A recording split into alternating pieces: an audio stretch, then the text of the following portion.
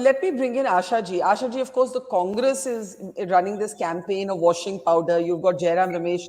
If we take the banner out there, saying कि ये Modi washing powder है, जिसको ये corrupt बोलते थे, अब ये इनके लिए साफ हो गया है. But as Tejas says, this will create more of a problem for local politics. Leaders like Kirit Somaiya, for example, of the BJP, who've been regularly targeting and even talking about possible jail for some of your colleagues. But will the voter care? What do you think? Voter को and में फर्क पड़ेगा? Because उनको तो लगता ही है कि दल बदली तो सभी लोग करते. नो वोटर्स को जरूर फर्क पड़ेगा. And I will give the example of 1980. When 1980 Sharad Pawar came out of his original party and some 58 MLAs were elected.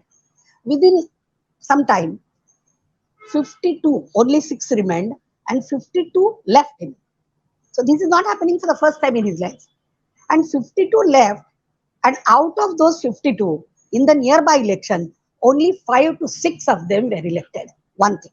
Second thing, this BJP, they may think the people are full, but the people are not full. That has been shown by the Maharashtra, this Shikshak Matdar Sangha and teachers constituency and graduate constituency. All those around 4, 3 of them were elected from MVA. One, this Dheeraj Lingade, was given just 15 days before. Still, he was elected from our Nagpur and Amravati, which is very much nearer to Devendra Fadnavis, the main hero of all this, kya bolte usko, Lotus, Operation Lotus. One thing. Second thing, I would like to give answer of those 2-3 questions. Someone said, he is unpredictable and deep. Yeah, he is. He is unpredictable, he is deep. But he is not negative. He is positive for the common janta. One thing. Second thing, someone said it is ice and nice but very spice. Yeah.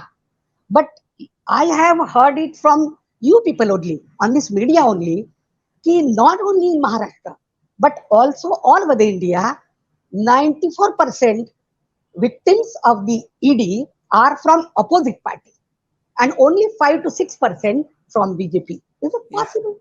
Yeah. No. And last but not the least, what everyone was saying, this is the game of Saheb himself. Yes. The future will unfold the story. You're not saying no. You're not saying no. Even I'm not saying no, because I'm saying no, you are not going to hear. I know. Don't give any explanation. Your friends don't need it. Your enemies don't believe it. So let them think whatever they can. We know. Because our line is secularism from the starting. And their line is communal rights and hatred between the religions. We'll see. You're right. Time will tell. Yashwant briefly, then Anurag. Yashwant, sorry, Sujata. Right after that. Yashwant, Sujata, and then Anurag. Yeah. I'm just wondering, where was that line on definition of secularism when NCP offered the unconditional support to the BJP after the hung assembly 5 years? I mean, shall I? So that is my one question. Okay, I mean, that was my unconditional support. Whatever the reason may be, I'm not going there. But if you are talking about ideology, if you are talking about the line, number one.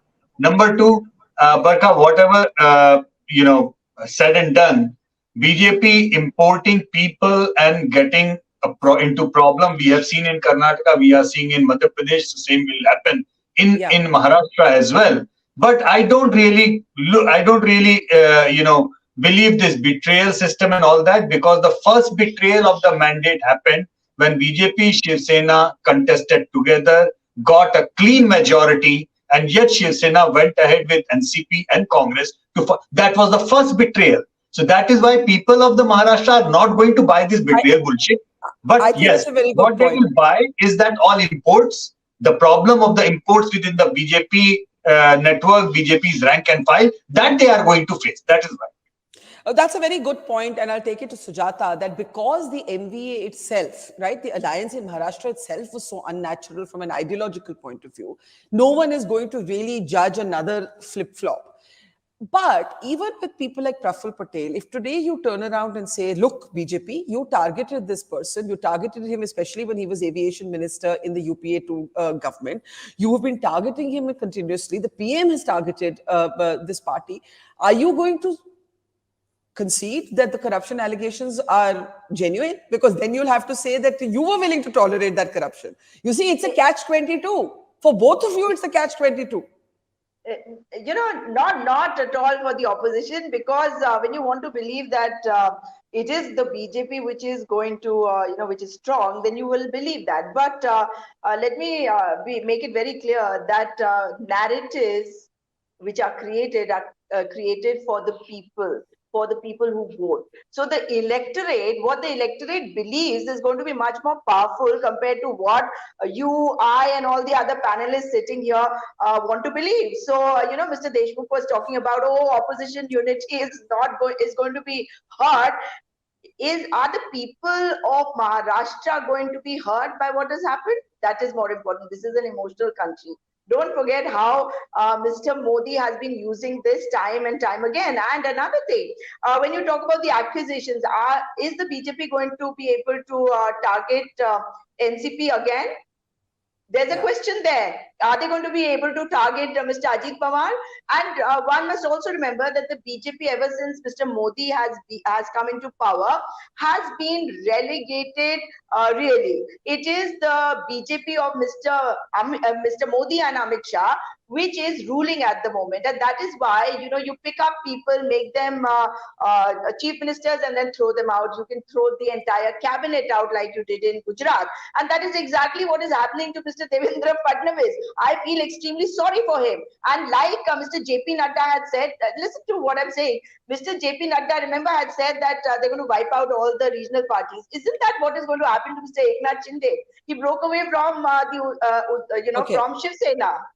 I think it's important. I think there are 2 points here. How will the voters react, but also how does a BJP worker? And I want to just put this question to Anurag, Tejas, and Yashwant for 2 minutes. Let's have a serious discussion.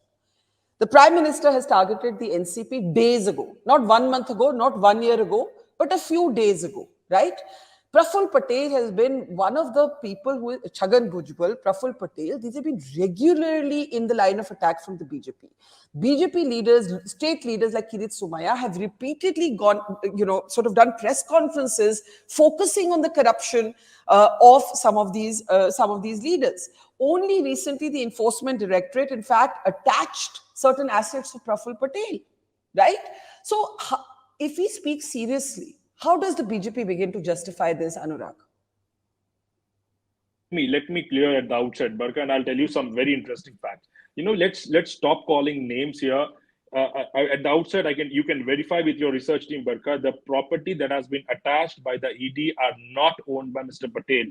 I categorically say it has been, the title and the ownership lies with somebody else. I don't want to name. And he was called in for an investigation to ask some question for which he has cooperated. If he had to do a backstabbing, he could have joined BJP 9 years, 10 years back. And there were 12 hours of ED, of the CBI grilling. I still remember that was the day my grandfather passed away. And he called up and he was there in the ED CBI investigation for about 12 hours on that day, and he cooperated that. He came out and people are saying he'll move. He has not moved. 9 years, and every party, including BJP, Barka, you know it very well.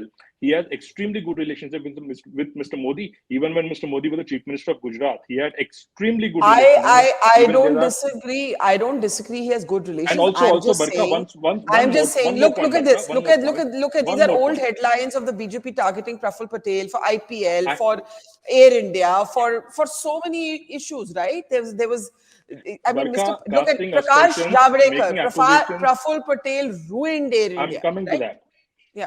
I'm coming to that. Making accusations, casting aspersions are common in politics. Tell me one thing that has been proven. 9 years BJP is there in power.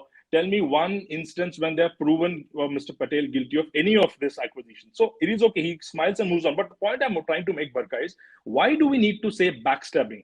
Has he joined BJP? Or why do we need to say there is a new trend in Indian, political system that nobody's untouchable? Why should we not say it's an amicable separation? What makes you think only backstabbing? Backstabbing can only happen when these people go and join BJP. They have not joined. They have only obliged to the majority request coming from the party leaders of NCP. And Mr. Ajit Pawar is categorically saying that I have majority of the MLAs requesting me, ki, Saheb, we need to go here.